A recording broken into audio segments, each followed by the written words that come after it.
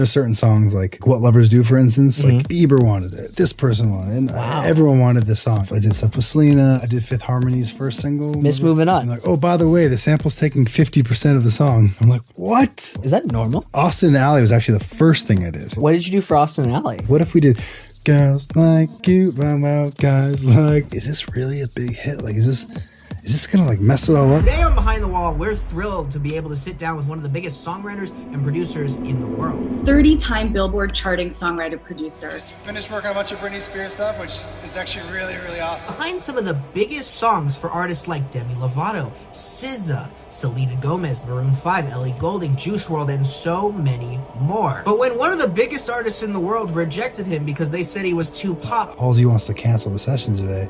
She looked at your Wikipedia. I gotta do more sessions. I gotta do more of this. I gotta do what that guy's doing. Why is he killing it? And I have these moments, I'm like, who are you? That's not who you are. When I kind of just like surrendered and had that moment, life kind of goes like this to me a little bit. let's go behind the wall with Jason Evigan, a man who went from band leader to hitmaker to Grammy-winning producer. You're right, dude. This guy's good. For anyone out there who doesn't know, I'm right now with the one and only Jason Evigan. This has been a long time coming. I made a video about Jason, I think like a year ago, and we're going to get into it. I'm really excited for that. But for anyone out there who may not know who you are, what are some of the favorite songs you've worked? What are some of your favorite songs you've worked on? Let's see here. There's been a lot of songs. But there has been a lot. But I will say that some of my favorite songs are not the ones that are the biggest songs. Okay. Like one of my favorite songs is a song called It Was Always You by Maroon 5. It was an album cut. But in the songwriting community, in the producer world, people still bring it up like once a week. It's one of those ones. I was like, That's great. It's like a musician song. yeah, it's like a musician. I mean, it's a fan favorite, I think, too. It just never got the radio, the push, But Chains, Nick Jonas was one of my favorites, actually. And all the Rüfüs Du Sol stuff I did with those guys. Love them.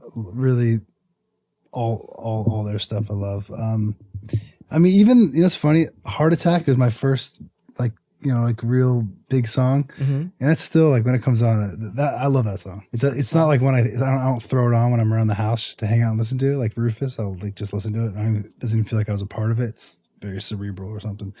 But, yeah, I love What Lovers Do, Maroon 5 too. I really like that song a lot. Yeah, a lot of the songs that I like. There's a song called I Wish, the Haley Aoki. Yeah, I know her from Lemonade Mouth, right? Is that, am I thinking of the wrong? I'm thinking of the wrong person. I'm not sure. I think it's Haley Kyoki. Yeah. I'm bad with this. I don't know. Like I just make the music, and once in a while, like I love Physical, Dua Lipa. Yeah, I love that song. That one. I when that one comes on, I jam. You've written massive songs. You've written great songs. You've written songs that some people are their favorites. I wanted to go back real quick in terms of what brought you into music and what brought you to start wanting to write and produce. It's a long journey. All right, so my dad's an actor. Okay. He was a big actor in the 80s, a lot of TV shows and stuff like that. He had Amazing. a great mullet, great actor, but music was always his first passion. Okay. So he had a studio at the house. He was always making records. I mean, there was always people recording over there, always, making albums that never came out. But not to say they were good. It's just, he just never got them out there. But he had different, he got offers from different labels, and he's like, no, because he was very into the art, and I'm gonna stay true to, like, they wanted to make him a country artist because he was on this big kind of country TV show. But I was always around it. And then when I was like 11, I was 10 years old, I was really into gangster rap, and my dad's like, we got to get you a guitar. I'm like, no, dog, there's no guitar in rap. Little did I know, like Dr. Dre had a ton of guitar. I just didn't understand. And then he's like, went to the store, got a guitar, and I instantly became like, I'm a metal guy now.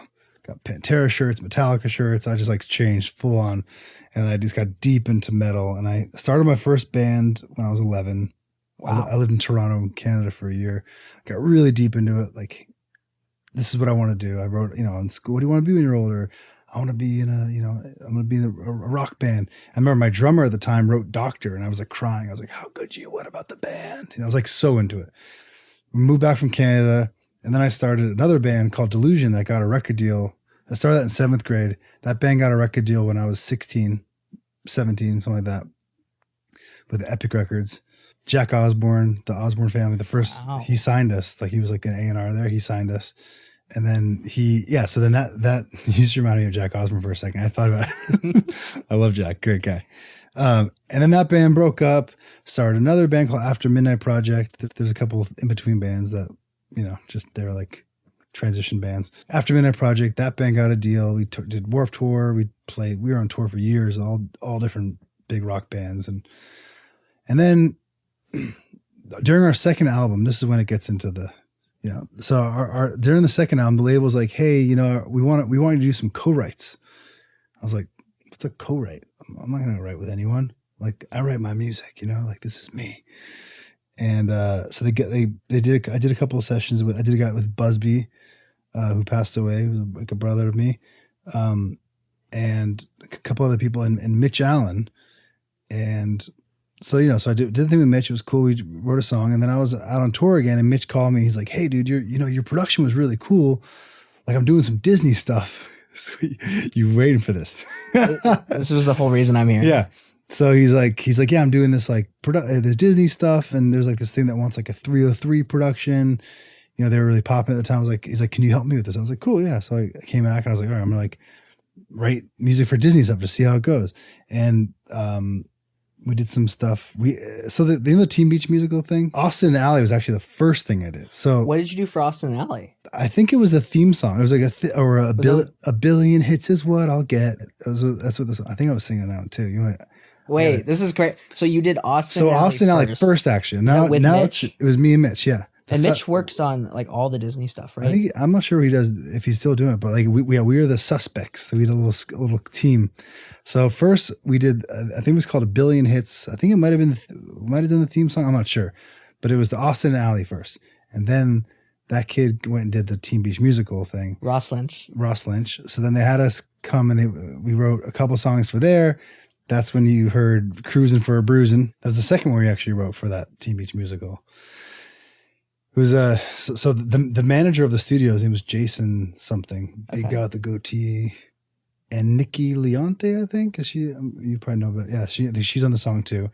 So basically, I remember we were all in the room. Let me go back to this place. Yeah, please. I think me and Nikki, we might have had a couple of drinks. We were all like kind of feeling good, And it was like we were kind of like kidding around, And like I don't know who said it.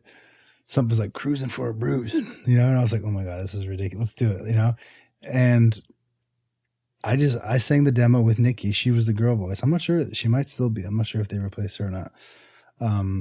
It was like literally, I remember, and because we were pitching for the idea, like this kid's going to be like a greaser. Yeah, they told me he's like a greaser in this thing. So like, do like an Elvis voice. I was like, Cruising for a Bruising, I was in this whole like total joke thing. And they're like, hey, cool. Like, we're going to keep your voice on it. Like, you're going to be every time this kid sings. I'm like, sure, why not? Little did I know that this guy would dig it up years later and find out it was me. And all of Spotify if you search my name. So yeah, it was a total just fun goofing around. But I feel like a lot of times the best songs are just having fun and goofing around. Definitely. So like, the good stuff comes out.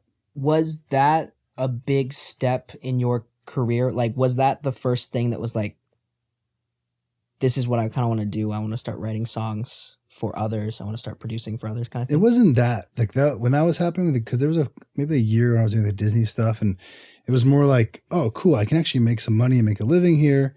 They hadn't come out yet, but I was still getting like producer checks. It was like, oh wow, this is the first time I ever actually like had some kind of money for making music. I've never like being in a band and all the overhead of paying everyone. I never made money. I was always broke, like always living off girlfriends and like friends' couches. And so that was the first time I ever had like actual income. And then, but quickly after, a heart attack happened. So that was when it was like, which by the way, yeah, phenomenal song. Thank you. Love it. Thanks. When I was a kid and I listened to that song on the radio, I was like paying attention a bunch to Demi Lovato's vocals. And then when I grew older and I started learning about production, I remember playing that song again for the first time. I was like, oh my gosh, this song is crazy. Yeah, dude. Mitch is a really good vocal producer. So nowadays he's vocal producing for a lot of people. I'll never forget that one night after Demi like cut it, he sent me a picture of the comp, and it was like just like every word slice. Like he went in on that one. That one's really, so the vocal performance whatever they did. I didn't do the vocal accompaniment on that one. But even like the production, the background, like Yeah. when the chorus hits, Yeah. it's insane. Like, Well, I was really into dubstep at the time. So for me too, like I'm in this pop world, but all I wanted to do is make dubstep. So I'll show you too. There used to be a full dubstep bridge. oh, sick. You know. Was that song, did it find Demi right away, or did it take him, like, what, tell me the process of like making that song and how it ended up in the place that it was. Okay, so at the time my band was like kind of going down. It was kind of on the outs a little bit. It wasn't, we never, This was the we After actually, Midnight yeah, we never broke up. Technically, it still never broke You up. guys still had a deal at this point? No, we got dropped. We got dropped at this point. We were dropped. We toured for like 2 years without a deal. Wow. Yeah. So I was kind of like, I was about to get married. I took like 6 weeks off to get ready for the wedding. And in that time I started doing a lot of sessions. And that's when, they hooked us up with Sean Douglas, who was like brand new at the time, had not a lot going on. And this girl, Nikki Williams, and we did a session, and then we wrote Heart Attack for Nikki Williams. It was going to be her song. It was the whole thing. Pia Toscana cut it. All these different people cut the song. And they're like, hey, Demi Lovato wants to cut it. And I was like, don't know who she is, but cool. I had no idea. From Disney? Yeah, just through Disney. Yeah. This is all from our hookup at Disney too. Did Nikki want to sing it at first? Well, she did sing the demo. And it's amazing. Okay. I'll get you a copy of that. Really powerful voice. And then I'm not sure if she. I don't remember the story. I think she kind of didn't want it for herself, or I'm not sure how that happened. But Nikki was first on it, and there was a whole thing with her managers. They were like, it was bad. Like the manager was in the room, so he tried to take money on the song. It was a whole thing. Anyways, we don't need to gossip, but it was bad. Came to the studio and the whole thing. I was like, jeez. But then, so Pia Toscana did it. I think she was on The Voice, one of the shows. She had she was out there for a while. She was on the David Foster tour. Oh, really? Yeah, she was singing. Crazy voice. Yeah, insane. Pia Toscana did it. Someone else did it. I don't remember who. I'm not sure who else it was. But I had a meeting with Mio, who was Demi's A&R. And I played, because Two Pieces was the first song she did, which is on the same album, Two Pieces of a Broken Heart. You ever heard that one? It's good. That one's actually one of my tops still. That one's cool. It goes from 4/4 to 6/8. Wow. Good song. That was the first one. And then in that same meeting when I pitched it, I was like, hey, I have one more. I feel like you should just check this out. And I played them Heart Attack. And he like lost it. And I was like, he's like, this is the first single. Because I also did on that song, I did like a bunch of that first album. It was like Love in the Made in the USA, what a song called. It was a bunch of, had a big Demi moment. You know. For sure. Was it a big at least Heart Attack, was it a big collaboration between you and Sean for that song? Yeah, for sure. Absolutely. He came as the first time I met him. Oh, really? Yeah, it was the first time I met him, yeah. Because you guys worked a lot since then. Yeah, that was our first time. And after that, we've done so much together. So first time you meet, he comes into the room, what happens? Him and I was think of the story different, but I remember, I think I had like he started, I could play the piano. He was playing the piano. Oh, him and I were there first before Nikki was there. Because it was for Nikki Williams, the artist. So him and I were there first. He was sitting at the piano, and we came up with the whole chorus together, like the melody. You make me go. So, and I remember when Nikki came and we played it for her, and she's like, it's cool. And Nikki came, this is actually great. Nikki came in blacked out, literally from the night before. She was wearing a princess, crown on her head. So we had all these melodies already, almost the whole song melodically out already on the piano. And she was laying on the couch, and she was talking about her relationship, and she was just rambling off. She's like, but if I like a guy, like I'll shave my legs, but if I don't, like I'll bounce like a basketball. She was really just throwing out lyrics. We're like, write that down. She was just spitting out all this stuff. She fell asleep for a while. She woke back up. She would just start singing like an angel, like crazy voice. She literally said, I think I'd have a heart attack if this happened. Like she was just talking. Wow. And we were just catching it, And then, I just remember I went in super ham with the production. I remember I'm going to make this like a crazy dubstep anthem, So if you listen to the production, it's like very dubsteppy pop.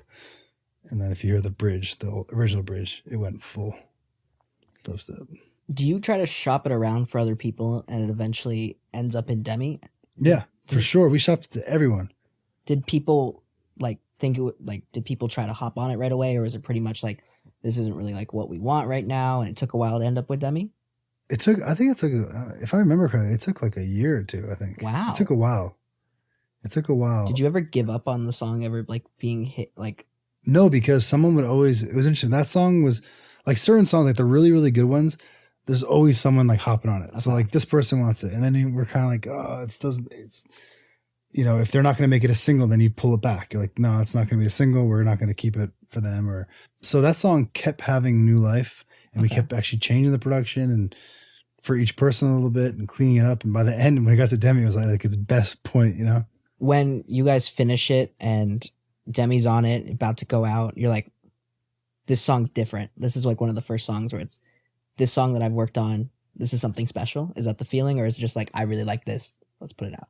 I mean, it's not up to us to put it out. For sure. So, but I mean, there's definitely like that one. I feel like I knew it was powerful, and I feel like it was one of those ones you play in a meeting. It was like everyone would respond to it. There's certain songs where you like, and people are like, it's cool.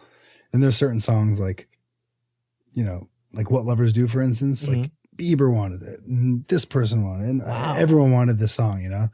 So there's certain songs that just have like a magic that you can't really explain. It's not us. It's just something else that, you know, it's bigger than us, I think. It's kind of like the songs that like the evergreens, you know, like Girls Like You, like who would have ever thought that song would be as big as it was, you know? I'm super excited to get into those. Real quick though, was Heart Attack a hit at first? Instantly. Amazing.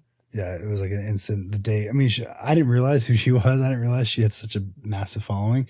So it was like iTunes #1 the first week, and then went to radio and just climbed up the charts, you know. Was that also one of her first big hits? No, she had, right before that, she came up with another big hit, that other Give Your Heart a Break. Give Your Heart a Break. Okay. Next up, is it Talk Dirty? Is that the next song? I'd say, I don't know the timeline is that well. But yeah, I mean, I did stuff with Selena. I did Fifth Harmony's first single. Miss Moving On. So I was kind of like for a while. Julia like, Michaels. Yeah. I talked to her about it. Yeah, I got her perspective. Me and Julia used to work we were like a little crew back in the day. With Lindy? Lindy. Yeah. Amazing. Yeah. So that was like if you wanted like a mid-tempo dramatic girl song, like I'm your guy in like the 2014s, 2013, you know? So yeah, I was doing a bunch of that kind of stuff. And then, yeah, I think Sean Douglas, Talk Dirty was cool. I was, you know, at the time, like Derulo was kind of gone. He did his thing and he kind of disappeared. And What'd you say? What's that? What'd you say? All that was so good, you know. But you know, you hadn't heard from a while, and it's really taught me like you don't write anybody off because everyone, you never know, you know. So Sean calls me at like 9 p.m. He's like, "Yo, I'm in the studio with Derulo tonight. Can you come by?"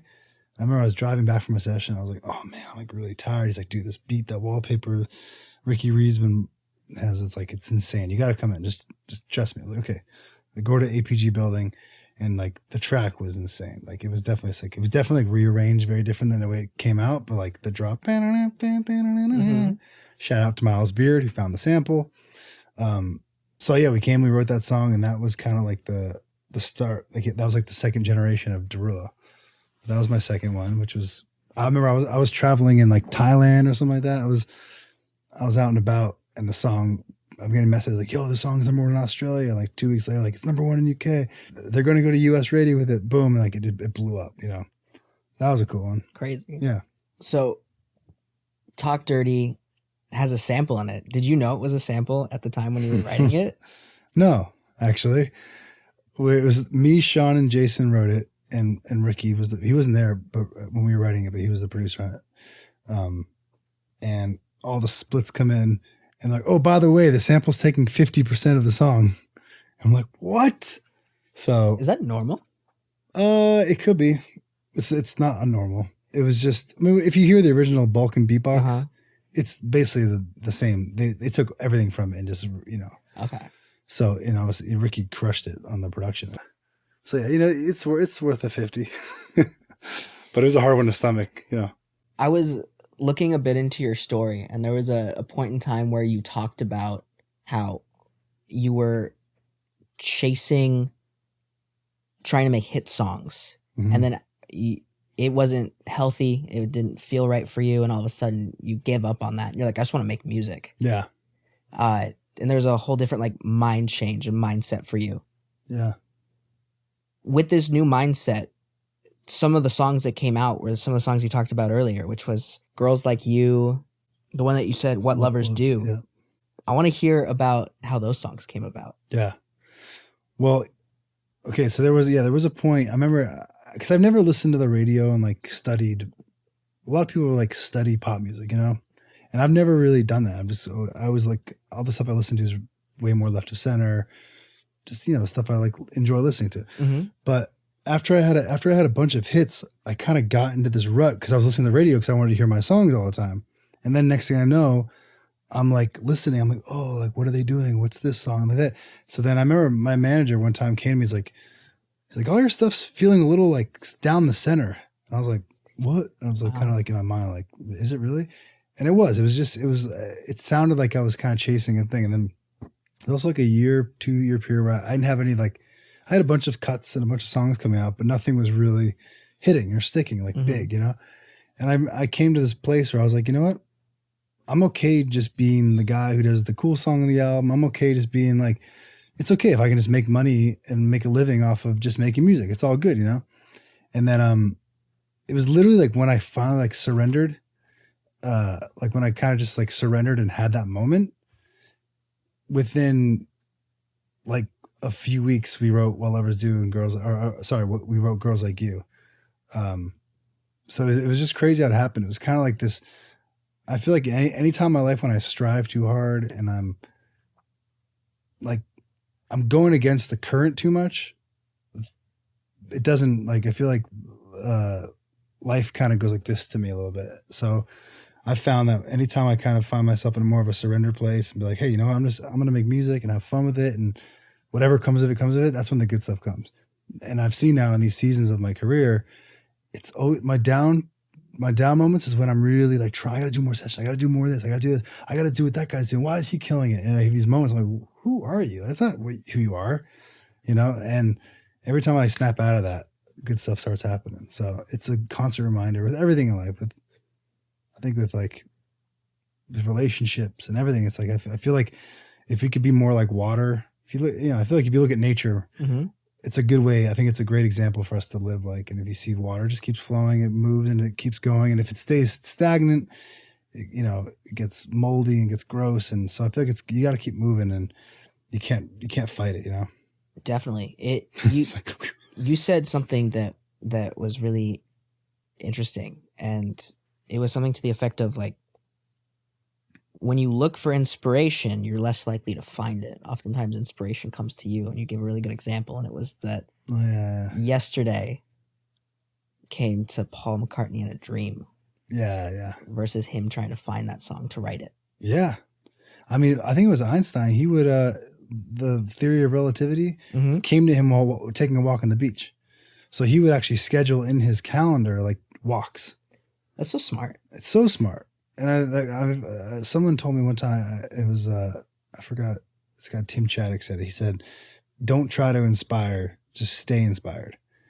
And that hit me hard, because like, if you're just constantly inspired, you're naturally going to inspire others. But if you're trying to inspire people, it's going to come out. 100%. Yeah. What was the story for how Girls Like You was made? Okay. I was in that room, me, Star, and Circuit. Wow. Yeah, it's good. That is a crazy It's a good team. squad. Yeah. We did, I think it was the fourth song of the day, or the third. I think it was the fourth song of the day. We were just pumping out all these different ideas. And while Star was in the booth right there, she was recording the third song, and I like heard this guitar riff in my head, like, so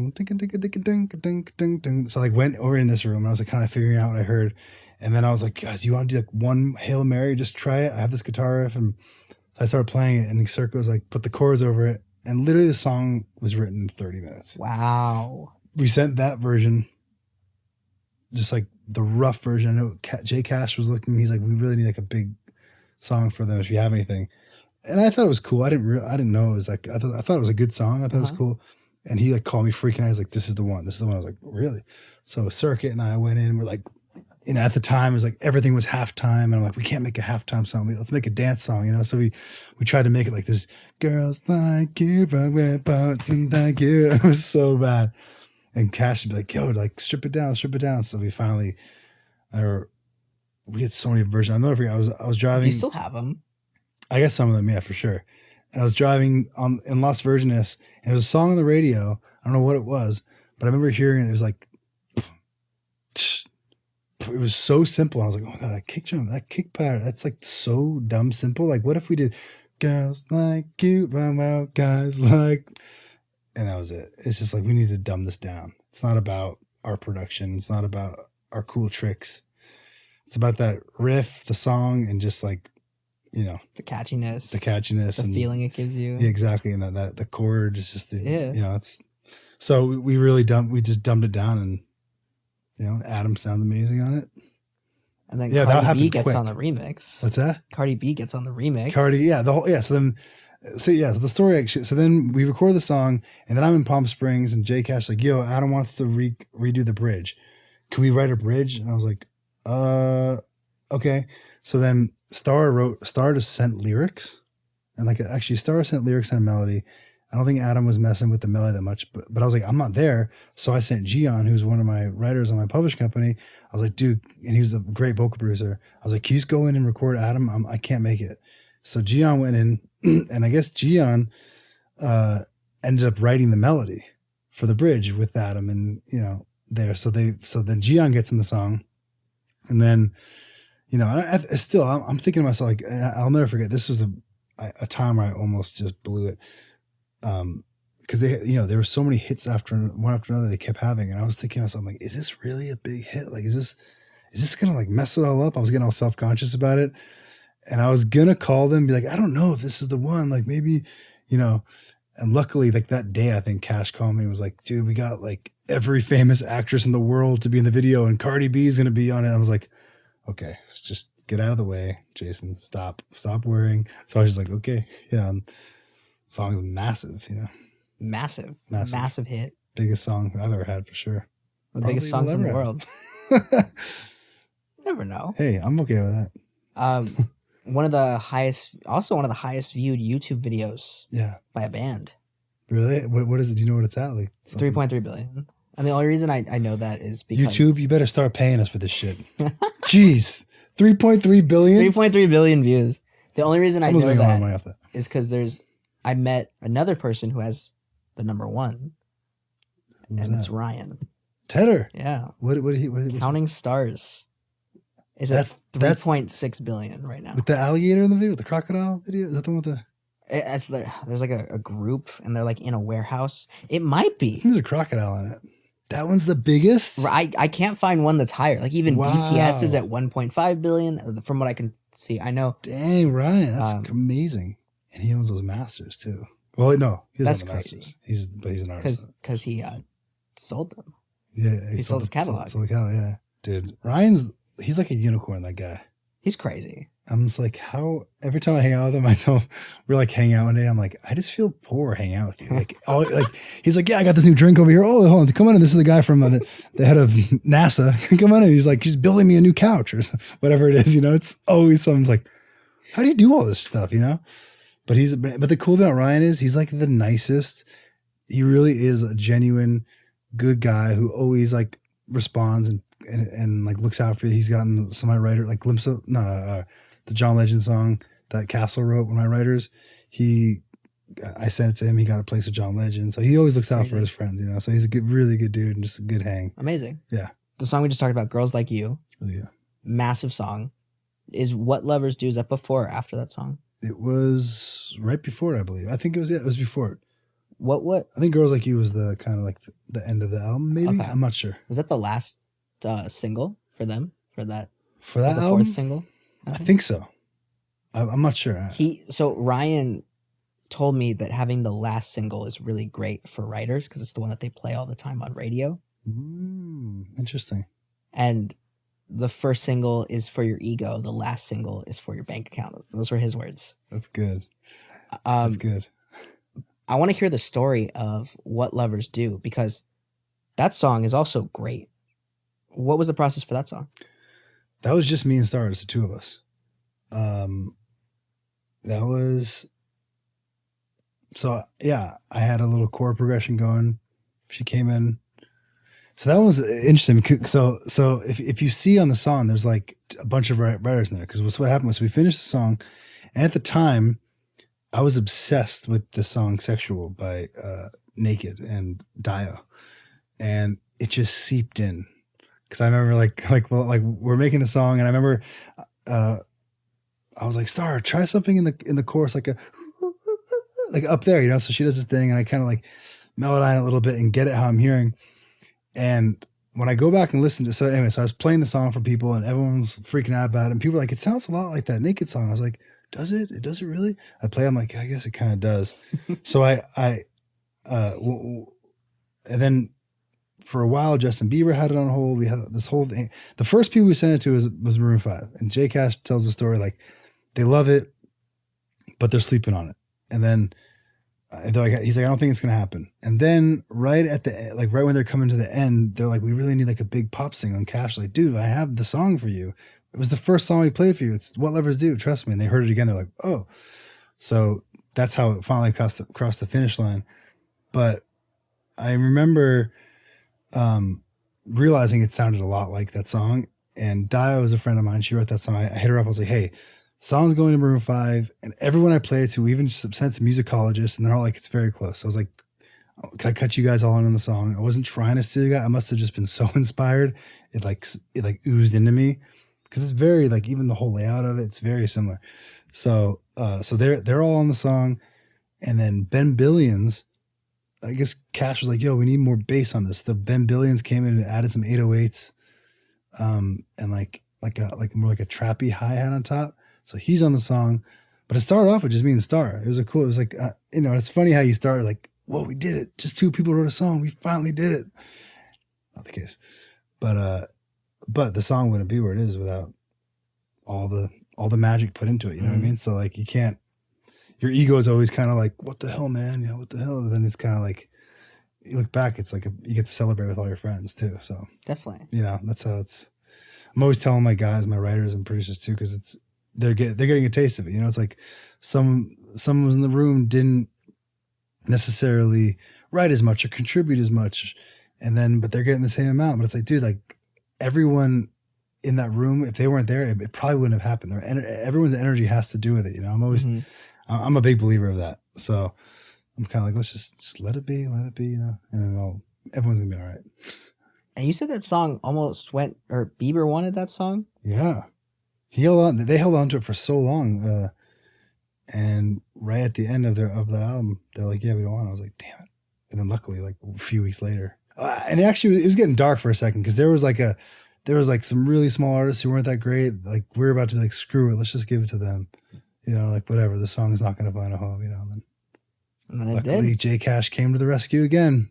Did Stara work with SZA on? No.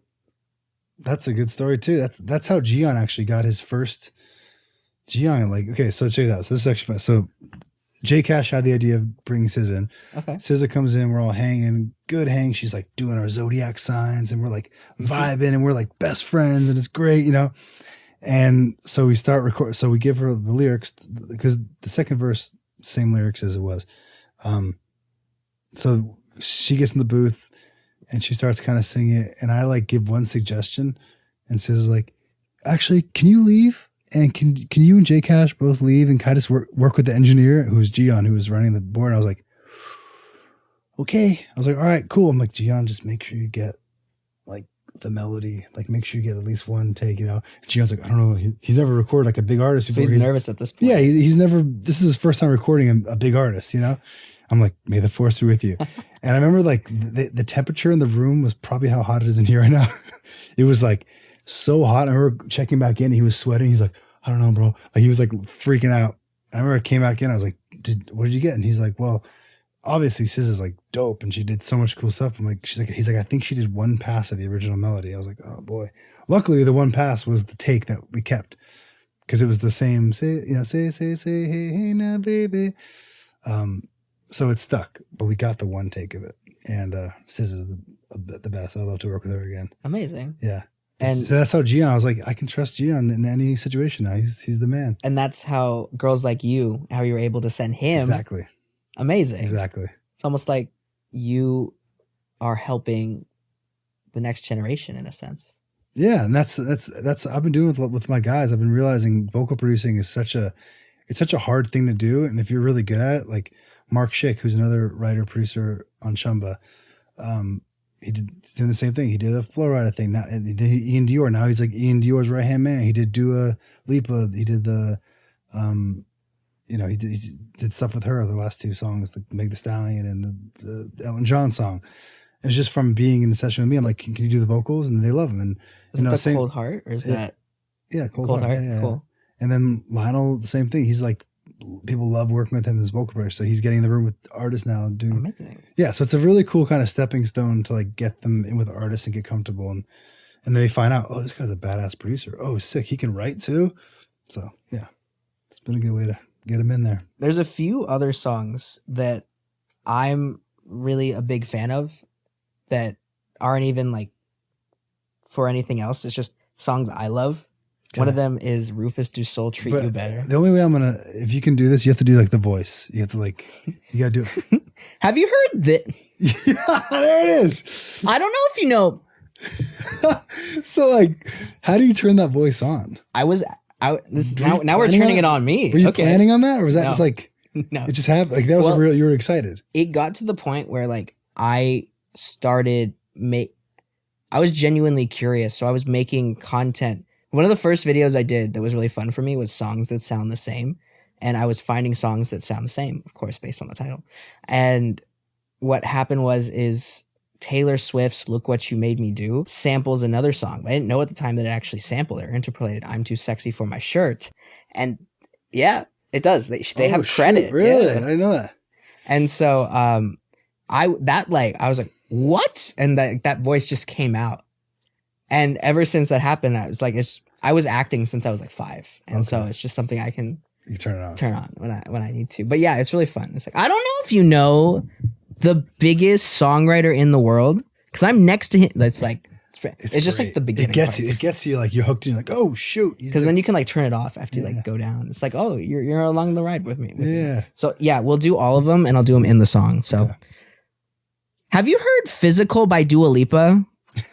Because I'm with the man who co-wrote it, and I would love to hear how the song was made. Okay.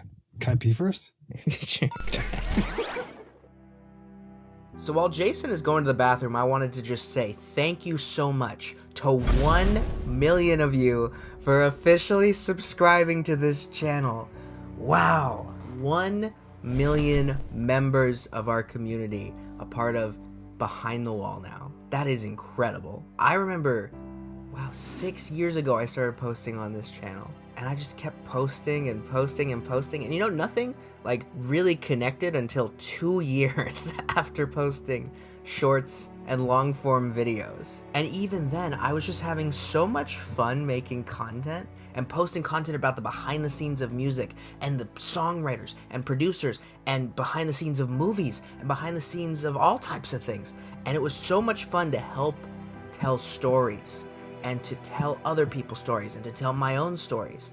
And I can't believe that after 6 years, we've hit 1 million subscribers. And now I want to talk to 1 million of you. If you're a new subscriber, hello. If you're an old subscriber, what's up? If you're not subscribed, I'm not talking to you anymore. I'm talking to the 1 million people who are subscribed to this channel. It's so incredible to have 1 million of you a part of this community, but I never want to see anything jeopardize that community like we're seeing with other platforms. I'm so excited to say that we're officially going to have an exclusive community for Behind the Wall, for all of those who want to go even further behind the wall, for all of you who have more questions, who want to learn about the behind the scenes of music, movies, and media, for the people who want to help me come up with questions for the people I'm talking to, for the people who want even more exclusive content, for the people who want even better content, including this episode that you're watching right now. We're gonna do things that people haven't really done before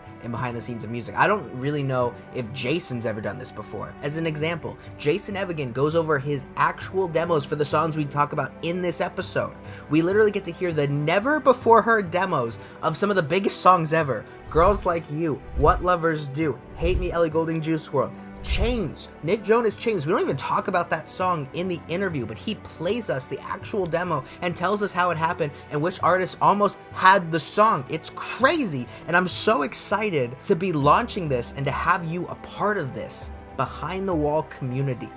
You guys are such a big part of the reason that I'm able to even do these videos. So if you want to support and be a part of the community, if you just want to support, please check out our exclusive community. So thank you all so much for 1 million subscribers. Thank you all so much for being a part of this community. And thank you so much for going behind the wall with me. But until then, I think Jason Evigan might be out of the bathroom by now. Let's get back to Jason Evigan. So there's a couple songs I'm interested in terms of like songs that you're interested in chatting about. I'm interested to talk all of them. Okay, let's go. Oh, sick. One of the songs that I think connected with the recent like internet generation was Hate Me. Yeah. Ellie Goulding, Juice WRLD. Mm-hmm. How did that song happen? I'm really curious about that one, actually. Okay. Star again. The unicorn goat. They should make a little goat unicorn emoji. Me and the Monsters. We were at Pulse Studios. Again, I think this is like the second song we did of the day. Second or third song we did of the day. And I knew J Cash told me that Maroon 5 wanted like more Post Malone vibes. I remember just saying, Really? yeah. So I had this guitar riff, whatever like the guitar riff was, which it sounded like an old metal riff kind of, right? So we started building this track out, and then Star started doing something, and I was like actually like think like what like Post Malone and Maroon 5 would sound like. And it's like, oh, I got it. And she just sits there on her phone. Just like, and the whole time you're working with Star, now I've learned, you always look back like, do you like this? She's like, yeah. I'm like, oh God, she hates it. She's so quiet and like shy and just like texting her phone. And then like, she's like, oh, I'm done. I'm like, do you get used to it after a while? Or yeah. Now I know what she's doing. I always thought she was like Instagramming or who knows what. I just never knew, in the beginning I was like, are you into this? Cause like, we're out here like rocking out and making the track. We're like, what do you think? What do you think, bro? She's like, it's cool. And then like, so she gets in the booth, and when she turns the lights off in the booth, she goes there and she's like, you see like the silhouette of this, she like freaks out in the booth and goes, she goes nuts, and she just nailed it. Came up. And I remember the only really creative thing I can remember after when she was in the booth, I had left and she had the hate me, still trying to replay. But the only melodic thing that I contributed to that was because it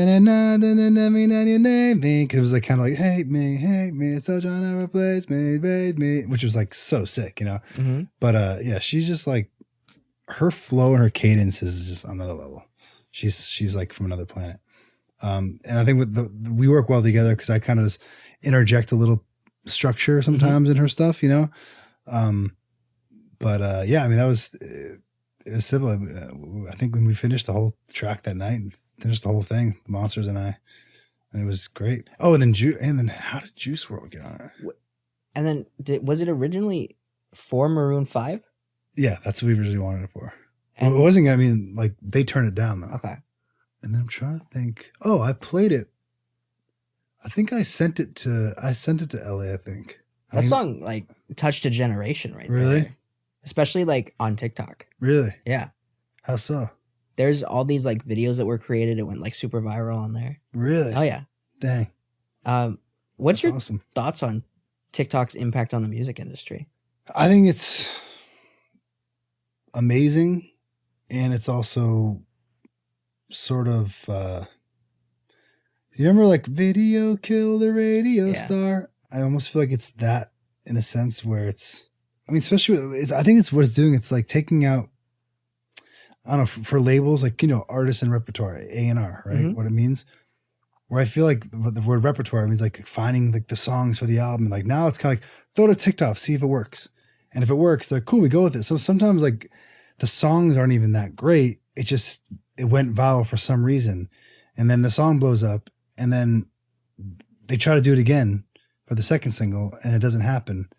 And they're like, oh, well, that artist is done, you know? So it's like, I think it's the best thing because you could be no one and you can do it on your own, which I think is amazing. And I think it's a really cool platform to be creative and to really get your music out there, but it's doing something weird where people are, it's taking I don't know. It's hard. I don't want to say taking the art out of it because it's not doing that, but it's doing something where it's, even the A&Rs you talk to them, they're all like weird. They're like, I don't know, it didn't react well, but I love the song. It's like, they're not trusting their instincts. For sure. Because they're going off of like, because someone did a crazy goofy thing to this thing and the song works. You know what I mean? It seems like music is so focused on culture nowadays versus like how great the song is. So like how it does on the internet is a big impact for how well the song is going to do. 100%. Because that's the main driver right now. Mm-hmm. So I'm very on the fence about it. Like, and I'll be in sessions and be like, oh, that'd be a good TikTok moment. I'm like, oh my God, like we're writing a song thinking about what moment's going to react. Like this little moment, you know? So like people, and they're like there's little briefs that come in from A&Rs like, yeah, like, you know, like give us like a TikTok moment in there. Wow. So it's kind of like, you're like, okay, so what does that look like? You know, it's like, click, click, click, go. Boom. You know, whatever. You're like making these things for video. So it's interesting. I mean, I don't want to say it's bad or good. It's just the music industry has totally changed since TikTok. I think I really feel like it's like we're taking it's cool in the sense that like any new artist could be the next big thing for a little while. So we're working with like new artists who have, you know, they've been around for a few months. Like Benson Boone is a great example. Like he, you know, like I didn't know anything about it, but dude, he crushes on TikTok. I'm like, all right, and he's got a great voice. So he comes over, we write that song In the Stars. Did you ever hear that one? It was, and he did really, really well. But like, he's a perfect example of like, he's brand new and he's working with everyone because which by the way, he rightfully deserves. He's so good, but it's cool that like these brand new artists can be working with the biggest producers and writers because they're kind of doing it on their own. It's cool. It's like, it's kind of like the indie sort of punk thing you can kind of do on your own, but it's also corporate. So it's all sort of like, it's all colliding. But so I'll say like, I'm working with a lot of new artists now that like a couple years ago, I was like, I just wanted to work with like the, you know, like the big dogs who are going to have the big hits, but now anybody can have a hit. So it's cool in that sense. So I think everyone's just trying to navigate and the cool thing is most of the people who are having these TikTok hits, they write their own music. So pitching songs is a lot harder these days. Like all the artists are writing again. So outside songs, it's a lot harder to get an outside song cut than it used to be. Versus like being in the room with the artist and like helping them. Which is cool too, which is great, you know, but a lot of times artists are afraid of, or they're allergic to hits. Like you'll be on an idea that feels like this is going to be big. And they're like, I don't know, let's jump ship. You're like, oh no. And then the idea gets cool, but it's not as like great of a song potentially, you know? Mm-hmm. And I think it's just, I don't know. I'm still trying to figure out the TikTok thing. I think it's obviously, there's a lot of good for it. And I think there's on the creative side, musically, it's not, I don't want to say actually, because I don't know. It's so new yet. I don't want to be that guy who looks back and be like, you know, these kids in TikTok, I don't understand it. You know, I'm just trying to figure out like what it's shifting. So I'm just trying to adapt to it, you know? Yeah, 100%. What do you think about it? I think as someone who's deep in it. For sure. I think that there's a great benefit to having a more even playing field for independent artists. And that's what it is kind of allowed. But at the same time, it seemed like there were ways to be successful in music, and all of a sudden that was interrupted from the traditional flow of like the way that things have been for the radio age has been around for a good amount of time, right? Yeah. 50, early 1900, like 1906 or something like that. It was a long time.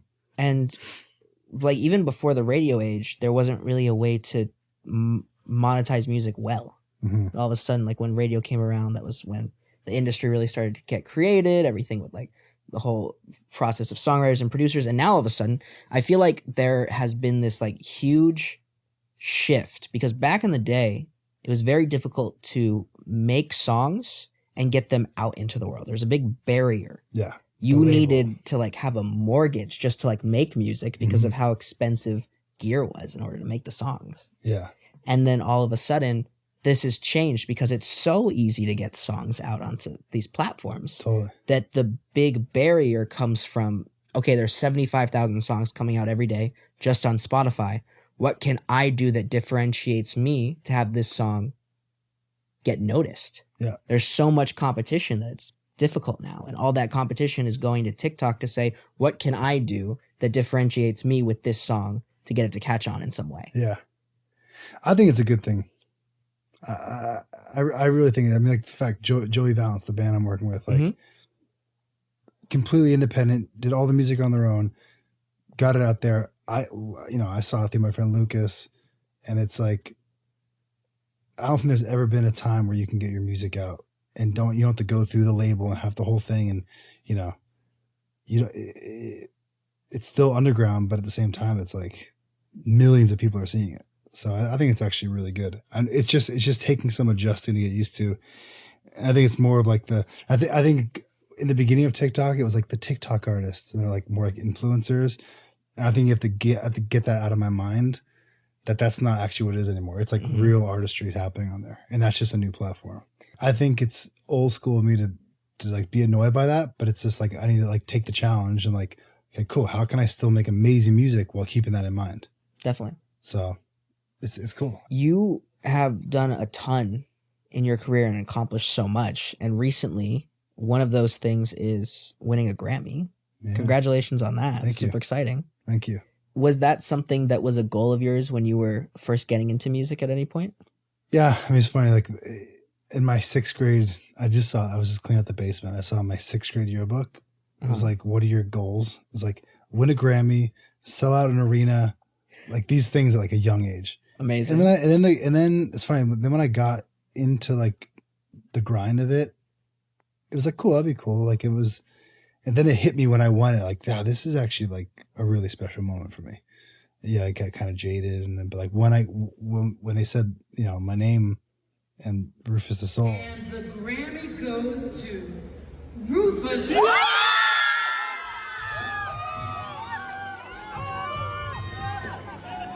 I remember the feeling of it. I felt like a little kid again, Amazing. And I think it's just a good, like, to be acknowledged by your peers and to be a part of something. I mean, the Rüfüs stuff to me is like, I feel so grateful and blessed to be a part of that, because those guys are so talented, and they're like, they don't need me around, I mean, like, so they've invited me in, and I've just helped where I can help, and like help with structure and bring what I bring to the table, so that was like a huge, it's music that I'll put on when all my friends are over. I'm not going to put on Demi Lovato, unfortunately, when I'm at a party, but like Rüfüs will play the entire time. So it's great to make music that like you want to listen to all the time, and your friends want to listen to all the time, and you want to go to the concerts with your friends. And then on top of it, to win a Grammy for that. And then we got nominated for 7 ARIA awards in Australia. Wow. Yeah. Amazing. And I have a feeling it's going to, cause that the album wasn't even out by the time for the Grammys. So I feel like the albums might get nominated, and maybe another song. We'll see. Hope so. Yeah. But that album, they're special, man. They tap into something they tap into like a whole other realm of music. That's great. And tell me if I'm wrong here. Did you work on Treat You Better? Is that right? Yes. Yeah. Yeah. That's one of my favorite songs. Really? Honestly. Yeah. Yeah. What was that like to make and to work on? It's actually a really good story with Rüfüs. Let me backtrack for a second. Yeah, This is a really good story, actually, because a year before I worked with Rüfüs, I had a session with Halsey. And at the time, Halsey was like just about to like be the big superstar she was. She was like really cool. Everyone wanted to work with her, but she didn't really work with anyone. It was like this kind of like, and I had a session with her. I was really excited about it. And the day of the session, her team calls me and says, hey, Halsey wants to cancel the session today. She looked at your Wikipedia and she says you're too pop for her. And I was like, what? And I looked at my Wikipedia and I was like, Derulo, Selena Gomez, Demi Lovato, Fifth Harmony. I was like, I wouldn't want to work with me either if I was like a cool artist. And I really had to like take it in. I was like, damn, this kind of stings, but it's the truth. So I called my team and I was like, yo, like this next year, I only want to do like really dope projects that are like innovative and pushing music forward. And like, this isn't who I am. I love making it. It's fun, but like find me some really cool projects. So like within a week, Jeff, my manager, was like, hey, what do you think about this group, Rüfüs Du Sol? I hadn't even heard of them. I was like, I've only heard the remix that What So Not did. And I was like, oh yeah, that'd be cool. Let's give it a shot. So I went over there, and the first song we wrote was Eyes on that album. Wow. And then I worked with Zoo that year, and I worked with Hobo Johnson. I did stuff with The Head and the Heart. Like, I did a lot of just like alternative stuff, and that really changed the projection of.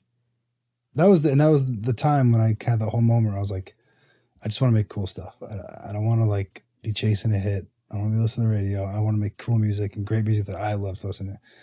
And it's kind of changed the whole projection of how I work now and what I work on. And the stuff, I only work on stuff that really moves me and I'm inspired by. So then, so Treat You Better. So Jeff Salznow, who's the A&R, when I came in the project, they had Underwater started already. They had Treat You Better.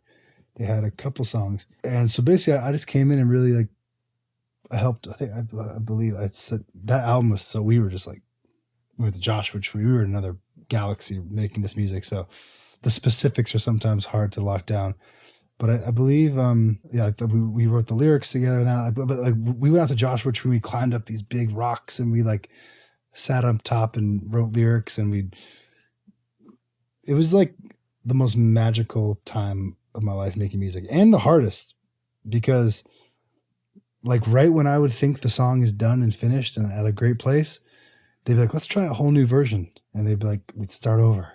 So it was, and it happened every song. It was like so many versions. And by the end of it, both of those albums, I was always like, yo, my perspective is so lost right now. I need to step away and get some perspective and see what's good anymore. Because at the end of both albums, I was like, I don't know if this stuff's even good. I was telling my wife, I'm like, I can't tell if it's good anymore. I don't even know.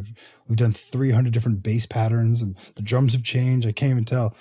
So, but at one point, with Treat You Better, we hired the guy who did Beck's dad, who's like amazing. Wow. He does all the orchestration. We had a whole string section we were gonna do, and then we had all the friends come in here and do a choir. I was like, I picture like this sound like a choir on Mars, you know, like, so we had all these different, it was really cool. But those guys are like something else. They're really, the way they take time to make one song. Like, we spent months and months on the song, you know. So they're not just throwing shit at the wall. Like versus like 30 minutes for one of the other songs. Yeah. So it's interesting, you know, it's like, I think the Rüfüs stuff will probably be around forever. Maybe Girls Like You will be. Who knows? I don't know. At a wedding, maybe, like wedding music, you know? I talked to Julia about this song, which is one of the only reasons I'm bringing it up, to hear your perspective of it. But how was it to write Miss Moving On from Fifth Harmony? That was a while ago. So long ago. Yeah. I was just in heart attack mode. So every song I made at that time, because Heart Attack worked, I'm like, I got to make another Heart Attack. So if you listen to it, it's very much like Heart Attack. Yeah. Miss Moving, fast hi-hat, you know, big strings, and, you know, I mean, I was just obsessed with Skrillex. So I was probably just like sampling his drums and using him. I couldn't even tell you what it was like. It was great though. I know me, Lindy, and Julia were like, and Mitch, we were all besties. So it was just great to love that. And Julia hadn't had any hits yet. She was like 18 years old or something like that. So yeah. I would call her up at like 3 a.m. like, yo, can you come into this set? She was coming into every session with me. Amazing. And she was like a little sis, you know, she was rad. And then one day her and Justin met, and magic. Definitely. And I'm happy. I'm beyond happy for her. That was the first time I saw her ever hit. I was like, yes. I think a lot of people get butthurt and jealous, but amazing. I just like the homies win, you know? Definitely. Yeah. Seems like you not only hope to achieve a success for yourself, but hope everyone around you gets success. I think that's a really important piece to have. Yeah. What is a piece of advice you have for singers, songwriters, producers, people that want to get into the industry? I'd say work with people who are better than you. I think like tennis players, you don't become a better tennis player until you're playing better, better tennis players are going to play better tennis. Definitely. If you become a better tennis player. Surround yourself by people who are smarter than you. Just like keep writing. Because I thought that my songs were so good when I was 17. I'm like, why did we get dropped from the label? How could we? I go back, I'm like, oh my God, like they weren't as good as I thought. They were good, but they weren't, they aren't like close. So just keep writing. And I think the huge thing is really staying humble. Because I think the longevity you'll have in your career will be based on your personality. There's people who definitely win it and kill it with bad personalities, but I think like longevity really, like my whole team here, I feel like they're always getting callbacks. People love working with them. I get, dude, they were so fun. They were so great. They were so nice. They were so kind. And on top of it, they're so talented. Mm-hmm. So I think it's like really keeping your ego in check. And also like trusting the people you're working with in the room. Like I think creative people, we're very selfish and we think we have the best idea always, but like there's a reason why there's other people in the room with you. Like, listen, don't be the person like just riffing the whole time and singing the whole time. Like that's how I used to be. I used to just like riffing and singing, and before like the whole song was my song. But it's like when I'd step back and I'd like just listen, like, oh shit, like Star is way doper than I am. Like let her, you know what I mean? Like let me just bring out the best in her. And I think for producers, that's a big thing too. Like, definitely. Like really try to bring out the best of everyone in the room so that everyone's shining. Because when everyone's on fire in the room, you're gonna get the best stuff, Definitely. Yeah. So, I wanted to get you, we've been doing this thing called What's in the Bag. It's basically like a gift. Okay. And the problem is I didn't actually want to get this for you without you actually wanting it. Okay.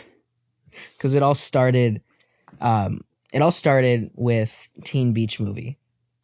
And so I made this quickly, but I would actually have it made and blown up if you actually oh my gosh. If you actually You know what? I do want it because this is again like I for a long time I wanted to like kind of hide this from people because I'm like, oh, I'm not cool. Like it's not cool. But like the truth is like this started off. I'm going to be honest with you. I think it's one of the coolest things. Really? 100%. Like the fact that your voice is in a Disney Channel movie and you've written not only some of like the biggest hits today, but you've written some of the songs that impacted so many people. And I also feel like one of the things that is kind of a big piece that I don't think a lot of people get is that kids grow up to be adults, and the stuff that they liked when they were kids are the stuff that becomes nostalgic and cool. Mm-hmm. So my generation loves Disney Channel stuff. Yeah, yeah. And Jonas Brothers came back for a reason. Mm-hmm. And I have a feeling the generation that's under me is going to love this. Yeah. Dude, I would gladly take this and thank you. And it's a great reminder. It's a good reminder for you too, like where you come from, Like don't try to hide that on the rug. Don't try like that. That is a part of who I am. I'm a goofy ass dude singing Elvis shit. Like that's just who I am. So like why? So yeah, thank you, man. I appreciate it. You're a rad guy. You're a rad dude. So this guy's good. Thank you so much for coming and being a part of this. It's awesome. What's in this? It's just a thank you card. Oh. Just thank you. You can read that on your own time. Okay, cool. And then I don't know if you have enough time for this, but yeah. I think it'd be cool to be able to see the demos that you were talking about earlier. Yeah. Well, let's go dig them up. Sick. Let's do it. Thank you so much for joining us on Behind the Wall. Yeah, thank you. This guy right here, he's a special being here, So appreciate you, man. But all these like Usher wanted it for a while. Like there was talk of Bruno Mars and what? Like Jonas Brothers. These girls like you. I think I'd have a heart attack. I wish some girls like you here. What? That's when Cardi B came in. Did Bieber ever have a demo on it? I can ask you about Chains. That song's crazy. You got the Hate Me demo? Was it a #1 Billboard? Here's a new song I wrote with Star. Please keep very low key and let's talk before we send to anyone. Our team is very picky with who we send out to. It feels like a special one. Thanks, guys.